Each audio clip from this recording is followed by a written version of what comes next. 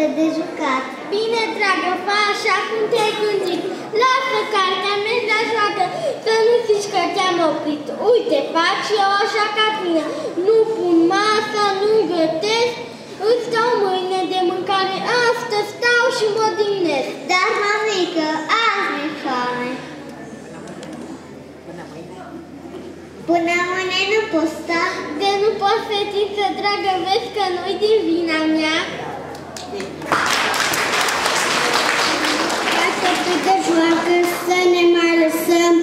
Azi începe școala, hai să ne adunăm și să intrăm în clasă și să fim cuminți, să ascultăm de doamna ca și de părinți.